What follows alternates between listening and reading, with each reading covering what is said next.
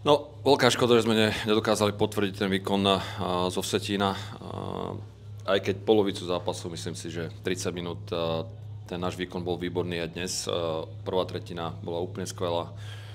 Aj keď sme si nevytvárali toľko šanci, občas sme špekulovali a ponúkali sme sa na streľbu, tak prvá tretina, prvých 10 minút druhej tretiny boli výborné. Potom sme začali kopiť znovu chybu za chybou v obranom pásme, v strednom pásme a super nás potrestal v podstate 3 gólmi, jeden nebol uznaný našťastie.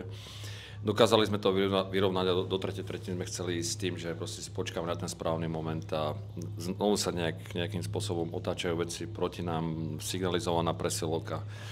My tam z toho urobíme vysokú hokejku, dostaneme 2+2, ideme do oslabenia, v ktorom dostaneme ten tretí gól.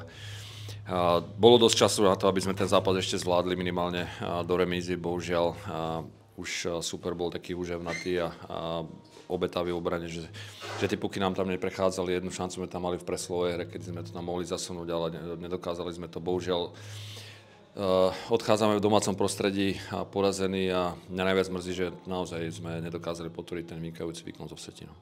A či je to nekoncentrovanosť alebo niečo podobné, samozrejme vždy sa o tom bavíme aj po strelenom góle, aj po odbržanom góle, to ďalšie striedanie je veľmi dôležité a nám sa to zatiaľ nejak nedarí pokrývať a nič musíme na tým len pracovať. Je to za mňa veľká komplikácia, pretože to domáce prostredie treba využívať, treba si zobrať tú energiu od ľudí, aby sme tu naozaj tie domáce zápasy vyhrávali, pretože vonku sa vždy hrá ťažšie, ale je to jedno, proste sme v tej situácii, v akej sme. Prehrali sme viac tých zápasov, ako sme očakávali doma a potrebujeme to napraviť. Najbližšie hráme v Přerove, potom v piatok doma s Chomutovou, čiže musíme sa koncentrovať len na ten najbližší zápas a ten je v Přerove a na to budeme pripravovať hráčov.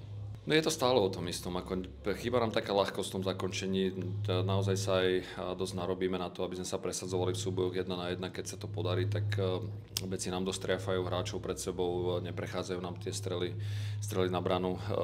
Už sme zlepšili naozaj tú snahu chodiť tých útočníkov, chodiť pre tú bránu, ale tie puchy tam neprechádzajú, nedostávame sa k dorážkam, je to také upracované. No, samozrejme je to telo a hlava musia spolupracovať a toto sa nám zatiaľ nedarí. Ani nie je prekvapenie, samozrejme Pálke aj po minulé roky, keď to bol, tak proste on za tú pracovitosť je vždy odmenený a tento rok bodaj by mu to išlo tak ďalej, pretože nám veľmi pomáha samozrejme aj v defenzíve, aj v ofenzíve. On je momentálne je ten líder, ktorý má tú stabilnú výkonnosť a asi najlepšiu. Tak ja som bol šťastný za neho, pretože naozaj tí chalani, ktorí sú strelci celú svoju kariéru a začína nová sezóna, tak potrebujú dať ten prvý gól.